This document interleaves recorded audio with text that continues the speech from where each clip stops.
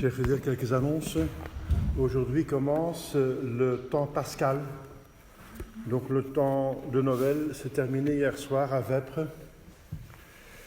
Et nous sommes dans le premier dimanche de la Septuagésime. Donc il n'y a pas d'Alléluia, etc. Comme chaque année. Les vêtements sont en violet. Et si c'est possible, les chandeliers argentés au lieu de dorés, etc. Donc c'est le début du carême. Demain, lundi 1er février, Saint Ignace, évêque d'Antioche, martyr. Mardi, présentation de Jésus et purification à la Sainte Vierge. Donc si vous avez des cierges à bénir, vous me le donnez et vous le récupérez le dimanche après. Mercredi de la Féerie, mémoire de Saint Blaise, évêque et martyr. Jeudi, Saint André Corsini. Je reviens à Saint Blaise. Si vous voulez la bénédiction de Saint Blaise, elle peut être donnée dimanche après, si vous voulez. Puisque c'est difficile de venir en semaine. Il y a une bénédiction spéciale des malades selon Saint Blaise. On peut donner le jour normalement, mais on peut dispenser du jour auquel on donne cette bénédiction. Jeudi, Saint André Corsini, évêque et confesseur. Vendredi, Sainte Agathe, Vierge et martyr. Samedi, Saint Tite, et c'est le premier samedi du mois. Dimanche prochain, dimanche de la Sexagésime.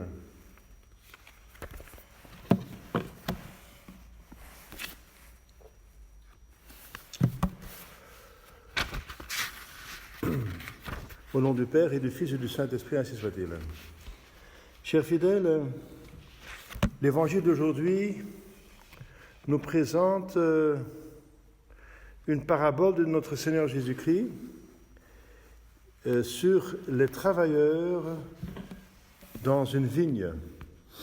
Ils sont appelés par le propriétaire de la vigne à plusieurs heures de la journée. Alors, vous connaissez cette histoire, n'est-ce pas? Elle revient chaque année. Premièrement, il y a des personnes qui sont appelées pour travailler dans la vigne toute la journée. Il y en a qui commencent à travailler le matin et qui travaillent toute la journée. Et il y en a, donc à plusieurs heures, qui sont appelés sur la grande place, qui se présentent sur la grande place, et le propriétaire va les embaucher. Et il y en a qui commencent à travailler la dernière heure, la 11e heure du jour. Donc si la première heure est prime, c'est 6 heures du matin, alors c'est prime, tierce c'est 9 heures, etc. Sexe c'est la 6e heure, c'est midi.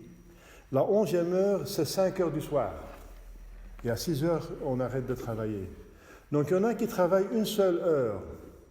Alors vous connaissez ce qui étonne les auditeurs, ce sont les pharisiens et le peuple juif, n'est-ce pas, que le propriétaire commence à payer ceux qui sont venus le dernier, et il va dire les derniers seront les premiers le dernier, mais il a plusieurs raisons pour le faire, et il donne un denier. Un denier, c'est une monnaie qui vaut le travail d'un jour. Et quand les autres viennent, ils reçoivent tous un denier, et quand ceux qui viennent, qui sont travaillés toute la journée, ils reçoivent également un denier. Mais le propriétaire a convenu, dès le début, que tout le monde reçoit un denier. Enfin, en tout cas, il a convenu ça avec les premiers travailleurs. Et les autres travailleurs, il a dit, vous recevrez ce qui est convenable. Eh bien, c'est plus que convenable. Et nous avons un petit peu, avec un esprit de justice trop humaine, nous avons des remarques à faire, des questions. Comment ça se fait qu'avec un travail différent, on reçoit le même salaire? Eh bien, Jésus va donner... pourquoi il donne cette parabole pour commencer?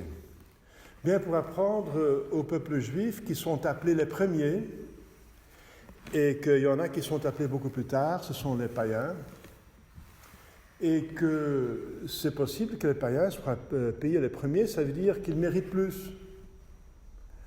Et que tout le monde reçoit un denier finalement, mais encore une différence, les uns reçoivent d'abord et les autres après. Mais il y a plusieurs raisons, c'est qu'ils ont probablement mérité plus, on va expliquer pourquoi. Et deuxièmement, parce qu'il veut justement apprendre une leçon, éduquer, à la vie religieuse convenable, les Juifs, qui se vantent trop de leur sang, de leur provenance, le peuple élu, trop. Comme dit l'Évangile, c'est pas par la volonté du sang qu'on devient fils de Dieu, mais c'est par la foi. C'est par l'esprit qu'on devient fils de Dieu. Et ce qui est dans le cœur, dans le sang, dans la volonté de l'homme, n'est-ce pas, dans la chair, ça peut être très bien si, justement, dans la foi. C'est une expression de la foi. La foi, c'est ce qui est plus important, ce qui est dans l'âme, pas dans le sang. N'est-ce pas? Et alors, les Juifs avaient des problèmes à accepter cela, n'est-ce pas? Alors, pour nous, nous avons aussi des difficultés. Il y en a, en première vue, nous avons des difficultés. Eh bien, Jésus donne une première explication pourquoi il rémunère les derniers avec le même salaire que les derniers. C'est parce qu'il dit « je suis bon ». Alors, j'ai convenu avec vous, les premiers, un denier, voilà le denier. Voilà, donc nous sommes en ordre. Pourquoi alors rouspéter, n'est-ce pas? Parce ils disent oui, nous avaient quand même espéré d'avoir plus, en voyant que ceux qui ont travaillé 1 heure reçoivent un denier, alors nous on a travaillé toute la journée. Il dit, mais je vous donne ce qui était convenu, mon cher ami. Et est-ce que ton œil est mauvais parce que je suis bon? Voilà. C'est l'explication de notre Seigneur Jésus-Christ, mais on peut creuser plus loin. L'Église les pères de l'Église ont expliqué cet évangile de plusieurs manières. Les travailleurs différents, c'est aussi les âges différents de l'humanité qui ont été appelés. Il y a plusieurs époques que Dieu a appelé l'humanité à la conversion. Il y a le matin, c'est Saint Grégoire qui le dit, indique le temps qui va d'Adam à Noé. La 3e heure, c'est de Noé à Abraham. La 6e d'Abraham à Moïse. La 9e de Moïse à Jésus-Christ. Et la 11e, la dernière heure, c'est de Jésus-Christ jusqu'à la fin du monde. Donc il y a plusieurs appels de Dieu à la sainteté, l'invitation au ciel, et il donne les moyens pour y aller. Et tout provient de la croix de Jésus-Christ en avant pour l'Ancien Testament et après pour le Nouveau Testament. Donc c'est une chose, donc il faut répondre à cet appel. Deuxièmement, chacun dans sa vie a plusieurs époques où il est appelé où Dieu nous appelle. Il nous appelle dans notre enfance, il nous appelle dans plusieurs, l'adolescence, le 6e c'est la jeunesse, la 9e l'âge mûr, l'11e la vieillesse. Et c'est jamais trop tard, c'est ça le message pour nous pratique, n'est-ce pas? Dieu nous appelle dans plusieurs époques de notre vie, et à chaque époque, même la dernière, on peut encore atteindre le sommet. Et on peut même dépasser les autres. Parce qu'une troisième explication qu'il faut donner, que Dieu donne, Jésus donne la même rémunération aux derniers qu'aux premiers, et qu'il paye même en avance les premiers, il les favorise, c'est parce qu'ils sont plus dignes, parce qu'ils ont travaillé avec plus de ferveur, plus d'amour de Dieu. Voilà. Ils ont plus mérité. Le mérite n'existe donc pas dans la quantité de temps, des œuvres qu'on fait. On fait beaucoup de tapage, on a construit ce lit, on a fait cela, on a fait un grand tas pour cela. Mais est-ce que vous l'avez fait pour Dieu, par amour de Dieu, ou vous avez fait un petit peu pour pour montrer à tout le monde ce que vous êtes capable de faire, etc., etc., etc. Donc on peut faire avec un court temps, comme Jésus a donné l'exemple, le bon larron. Il a gagné le ciel en quelques instants. Pas la dernière époque, mais la dernière minute de sa vie. Aujourd'hui, tu seras avec moi dans le ciel, dans le paradis. Ça veut dire qu'il n'a pas fait de purgatoire. C'est incroyable. Donc il a eu beaucoup d'amour, d'amour intense, n'est-ce pas, qui a purifié ses péchés. Et Jésus a pardonné et lui a donné le ciel. Il méritait d'aller au ciel directement. Incroyable. Parce que Jésus meurt après, et ça veut dire qu'il est dans le ciel, parce que l'autre, il est mort avant. Jésus est mort avant. Parce qu'ils sont venus pour casser leurs jambes. Donc si Jésus est dans le ciel, aujourd'hui encore, tu seras avec moi dans le ciel. Aujourd'hui encore, dans le paradis. Voilà. C'est un exemple extraordinaire. Il y en a plusieurs dans l'histoire de l'Église. Des personnes qui sont converties. Il y a une certaine pénitente, n'est-ce pas, qui est une femme de mœurs légères, qui s'est convertie et en une nuit, n'est-ce pas, elle a beaucoup prié et elle est morte le matin. Et le saint qui l'avait converti, il a vu en vision qu'il était dans le ciel. Elle a expié ses péchés en une nuit, donc avec une extrême amour de Dieu, n'est-ce pas? Incroyable. Donc ce n'est pas la quantité qui compte, voilà, c'est une leçon très importante. Ce n'est pas la quantité, mais c'est la qualité qui compte. La qualité, l'intensité, n'est-ce pas, la ferveur, l'amour de Dieu qui compte. Le feu. Je suis un feu, dit Dieu. Alors Jésus dit, je suis un feu, Dieu est comme un feu. Donc il faut beaucoup d'amour de Dieu. Et une autre leçon pour nous, c'est pas seulement qu'il faut faire attention à la quantité, à la qualité, donc on ne peut pas juger les personnes.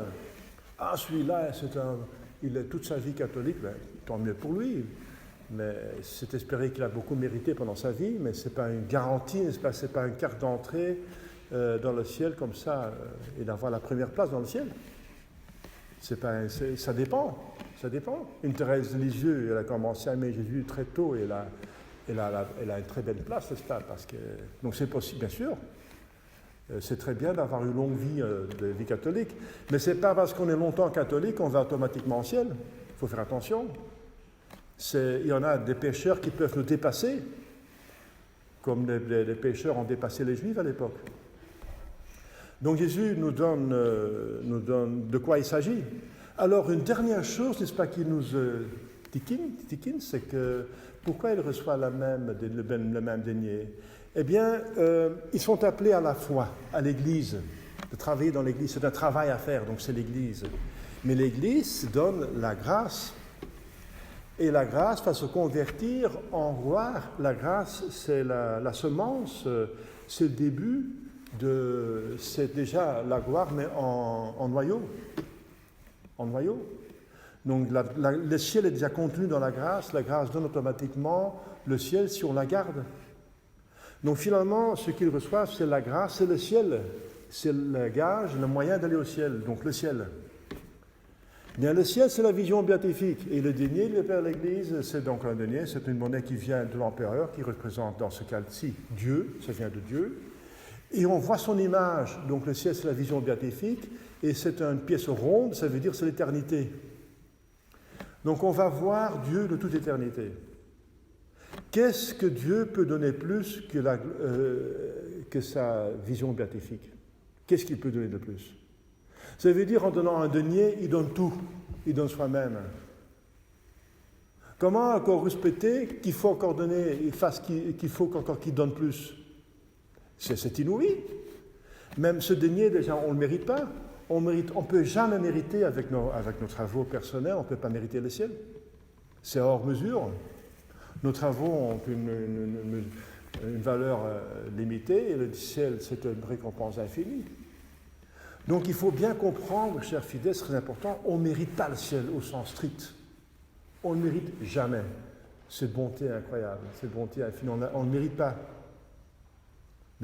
Pas possible de mériter. Ça reste un don de la bonté infinie de Dieu. Mais on peut se rendre le moins possible indigne de le recevoir.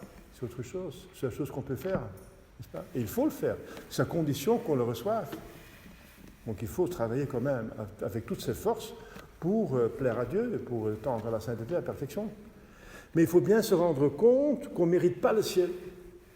Et que même pour ceux qui ont travaillé toute une vie, n'est-ce pas, eh bien, ce qu'ils reçoivent, ce denier, n'est-ce pas, c'est encore infiniment au-dessus de leur mérite. Et qu'il n'y a pas question de respecter. C'est une incompréhension impossible, n'est-ce pas? de quoi il s'agit, de ne pas respecter. Et que Dieu donne le ciel au dernier venu, mais c'est par sa bonté, comme il dit. C'est par sa bonté sans borne, infinie. Voilà, chers fidèles, quelles leçons profondes, n'est-ce pas, qui sont dans cette parabole. Donc pour nous, c'est important, n'est-ce pas, de comprendre que même si qu'on va travailler dans la vigne dès qu'on est appelé. Voilà. Première chose, on va travailler dès qu'on est appelé. Deuxièmement, on travaille avec qualité et pas avec quantité. Avec qualité, c'est avec l'amour de Dieu. C'est l'amour de Dieu qui mérite, et s'il n'y a pas d'amour de Dieu, il n'y a rien. Saint Paul va dire dans 1 Corinthiens 13, même si je donne mon corps pour être brûlé, si je n'ai pas l'amour, ça ne me sert à rien. R-I-E-N. Rien. Donc c'est la qualité qui compte. C'est la quantité si vous voulez, mais l'amour alors. L'amour c'est une quantité, c'est une qualité, c'est pas une quantité. La quantité c'est plutôt du côté de la matière, de ce qu'on, voilà, la quantité de travail, de temps, etc. C'est plutôt du côté du corps, la quantité. La qualité c'est plutôt dans de quoi il s'agit, la qualité spirituelle bien sûr. Et que, deuxième point, que la récompense n'est jamais méritée au sens strict. Jésus l'a mérité au sens strict, mais pas nous, n'est-ce pas? Il l'a mérité puisqu'il est Dieu. Ses mérites viennent de sa divinité. Mais nous ne pouvons jamais mériter le ciel, mais on peut le mériter au sens large. Ça veut dire qu'on correspond aux conditions que Dieu a données quand même pour qu'il le donne. Et que, voilà, on ne peut pas juger. On ne peut pas juger les personnes. Il y a des personnes qui semblent, n'est-ce pas, venir la dernière heure, que c'est possible qu'ils nous dépassent. Ce n'est pas normal qu'ils nous dépassent, mais c'est possible. Ma chère fidèle, donc prenons ceci à cœur au début du carême, n'est-ce pas? L'Église donne déjà le but. De quoi il s'agit? Il ne s'agit pas de faire beaucoup de pénitence pour la pénitence, mais si on fait la pénitence, c'est par amour de Dieu, c'est pour nous corriger, c'est pour obtenir plus de foi, d'espérance, d'amour, c'est pour corriger des vices par amour de Dieu, c'est voilà. Donc il faut se concentrer sur le plus essentiel. C'est le dénier, il faut savoir de quoi il s'agit. Il s'agit le dénier, c'est la vision béatifique dans un amour incroyable, un amour de Dieu que nous prouvons en faisant sa volonté. Jésus dit, si vous m'aimez, vous gardez mes commandements. Voilà. Demandons à la Sainte Vierge de bien comprendre ces mystères très importants pour notre vie spirituelle. Au nom du Père et du Fils et du Saint-Esprit, ainsi soit-il.